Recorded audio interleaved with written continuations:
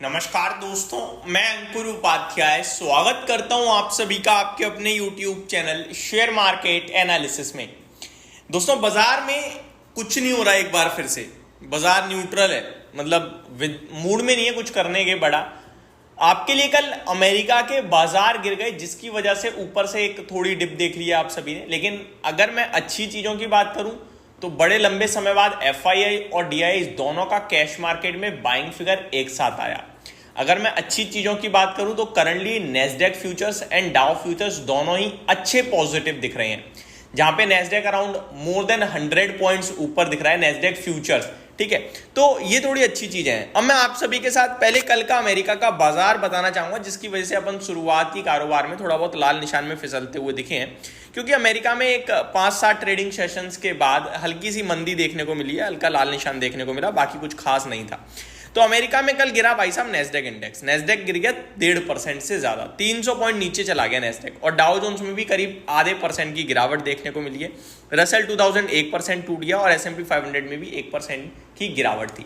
देखो, अमेरिका में मैं जब मेरी आखिरी वीडियो होती है दिन की, तो मैं पूरे ग्लोबल मार्केट्स को कवर करता हूं। मैं अमेरिका को बीते 2-3 ट्रेडिंग सेशन से सिर्फ यही कह रहा हूं कि इंडेक्स कुछ नहीं कर रहा, उसके बावजूद अमेरिका में विक्स बढ़ रहा है, जो कि एक पॉजिटिव संकेत बिल्कुल भी नहीं है, एक नेगेटिव संकेत है। और कल जब गिरावट हुई थोड़ी बहुत, तो विक्स उनका 7% उछल गया। तो विक्स धीरे धीरे ऊपर आ रहा है। अभी 3 ट्रेडिंग सेशन पहले विक्स 15 पे था अमेरिका में, अभी 17.5 पार कर दिया है इसने। तो बड़ी रैली बन गई है, ऑलमोस्ट 20% ऊपर हो गया है विक्स। धीरे धीरे धीरे हर दिन ऊपर आ जाता है 3-4%। अब आ जाता हूं मैं थोड़ा सा भारतीय मार्केट्स में। तो गया अमेरिका, भारतीय मार्केट ऊपर गए नीचे गए और वापस से ऊपर ही आते हुए दिख रहे हैं। अभी कुछ खास कर नहीं रहे हैं, एक छोटी सी रेंज है वहीं घूम रहे हैं। देखो, निफ्टी में ना आपके लिए 24,700 750 एक लेवल है इंपॉर्टेंट क्लोजिंग बेसिस पे। जब तक हम उसके ऊपर है तब तक हमें उतना घबराना या टेंशन नहीं लेनी चाहिए, बाय ऑन डिप करना चाहिए। मैंने कल भी कहा था आप सभी के साथ आखिरी वीडियो में, तब अमेरिका बिल्कुल फ्लैट था, टूटा नहीं था। और अमेरिका के टूटने के बावजूद आप देख लो, अपन लोग नीचे जा रहे हैं लेकिन वापस से उछाल मार रहे हैं। सिंपल व्यू है इस समय आपके लिए। अगर ट्रेड, पहले तो ट्रेड है नहीं, और अगर ट्रेड बनाने की कोशिश कर रहे हो आप, तो डिप में करना बाइंग के लिए एक प्रॉपर स्ट्रिक्ट स्टॉप लॉस के साथ। क्लोजिंग बेसिस पे ट्रेडर्स के लिए कभी स्टॉप लॉस होता नहीं है, क्योंकि अगर आप क्लोजिंग बेसिस के स्टॉप लॉस का वेट करोगे तो इंट्राडे में पता चले बहुत बड़ी डिप आ जाए तो आपका पैसा ही जीरो हो जाएगा। ठीक है, तो मेरे हिसाब से देखो, जो मार्केट को केवल वॉच करते हैं उनके लिए 24,700 का क्लोजिंग बेसिस पे एक लेवल है, जिसके नीचे बाजार थोड़ा सा दिक्कत में आ सकता है। जब तक 24,700 के नीचे क्लोजिंग नहीं देता, तब तक मार्केट में आप 24,900 और 25,000 की तैयारी करनी चाहिए, ऐसा मुझे लगता है। खरीदारी की सही रेंज होगी आपके लिए 24,700 के पास 24,675 के स्पॉट लेवल में स्टॉप लॉस के साथ। ये मान लीजिए 24,675 के जितने नजदीक आप लोगे उतना आपके लिए स्टॉप लॉस छोटा हो जाएगा। टारगेट वही 24,775, 800, 825, 850, 900, वो हर एक पड़ाव आता जाएगा। ये आपके लिए निफ्टी हो गया। मिड कैप स्मॉल कैप आज थोड़ा थोड़ा लाल निशान में, मतलब फ्लैट है, बिल्कुल फ्लैट टू नेगेटिव है, आप ये कह लीजिए 10-10, 20-20 पॉइंट, ऐसा कुछ खास नहीं है। निफ्टी बैंक में लगभग 100 पॉइंट्स की तेजी है और 51,000 के ऊपर ट्रेड कर रहा है, अच्छी बात यह है।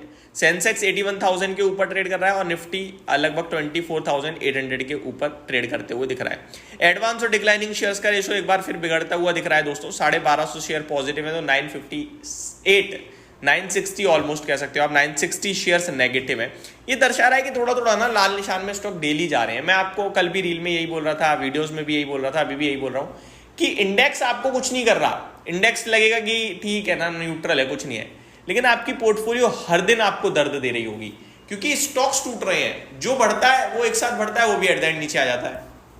तो ये आपके लिए मार्केट और ग्लोबल मार्केट्स की अपडेट। अब आ जाता हूं मैं थोड़ा सा स्टॉक स्पेसिफिक। वर्धमान टेक्सटाइल बहुत अच्छा कर रहा है, आज 6.5% ऊपर है। रेलटेल कल मैंने आपके साथ डिस्कस किया था कि स्टॉक टू वॉच है, क्योंकि इसको एक 53 करोड़ का ऑर्डर मिलता हुआ दिखा है। एक्चुअली रेलवे स्टॉक छोटे छोटे ऑर्डर्स पे भाग जाते हैं तेजी से, और इसीलिए स्टॉक 6% ऊपर आता हुआ दिख रहा है। रेमंड के शेयर में तेजी है। CDSL आज बोनस ट्रेड कर रहा है, एक्स बोनस, तो 1,500 रुपये पे आ चुका है, लेकिन 4% पॉजिटिव ही है। फ्रेश एंट्री मेरे हिसाब से तो नहीं है, क्योंकि भागा बहुत है यार। ठीक है, अभी वन साइड ऊपर जा रहा है, लेट्स सी कहाँ तक जाता है, और जिनके पास है वो होल्ड करें। डिटेल वीडियो बनाऊंगा मैं अगली इस पे।